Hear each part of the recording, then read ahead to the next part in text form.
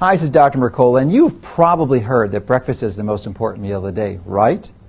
Wrong. I believe that actually skipping breakfast can be one of the most profoundly powerful strategies you can have to optimize your health. And by that, I mean maintaining your ideal body weight effortlessly without any hunger, having phenomenal energy, and sleeping great. The process we use to describe this is called intermittent fasting. And by that, I mean not having any food to eat except in the 6 or 8 hour window. And this is something that our ancestors did all the time. They did not have access to a grocery store 24/7. Now, this is a process that you don't start all at once. You want to gradually go into it and by basically dipping your toes into water. And I believe one of the best ways to do this is to not have anything to eat or drink except water for 3 hours before you go to bed.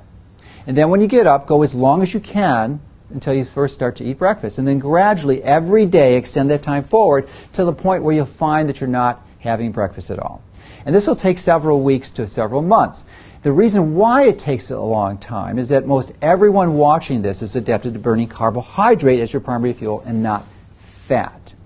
And your body can only store about 6 to 12 hours of carbohydrates in the form of glycogen in your liver or in your muscles. And then once you exhaust that, you're going to become hungry. And the key here is what you achieve with intermittent fasting is by gradually shifting into it, you encourage your body to improve the manufacture of the enzymes to burn fat, and you downregulate or minimize the production of the enzymes to burn the carbohydrate, so that after that time you're optimized to burn, you become a fat burner. Now, the fine-tuning of this is really important too, and that is to select the right types of foods within the 6 to 8 hour window. And I believe that you're going to radically improve your health if you reduce your carbohydrates and restrict them to just vegetables and some healthy fruits, but primarily those, and basically eliminate most of the grains. Also reduce your protein to the point where you're having only a few ounces at every meal, basically the size of your fist or a deck of cards.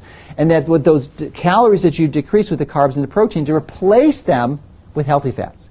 And by healthy fats, I do not mean vegetable oils, processed vegetable oils, or trans fats. I mean healthy fats like avocados and coconut oil. And coconut oil is particularly beneficial because it's a short-chain fat and it's rapidly broken down by your body and will help give you energy, very similar to carbs, as you're making this transition, because fatigue is one of the side effects in that transition period. So make sure you're getting plenty of coconut oil.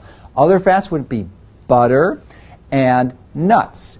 And the best nut is actually a surprising one. It's actually macadamia nuts. And you're probably wondering why. I thought that was a nut that wasn't good for you. Well, it's actually profoundly beneficial because it has the most fat, the lowest carbs, and the lowest protein. And guess what? The fat that it has is almost identical to the fat that's in olive oil, which is another good fat to have, olive oil and olive. So this has been one of the most profoundly effective strategies that improved my health personally, and I would strongly encourage you and your family to integrate this into your lifestyle so that you can take control of your health.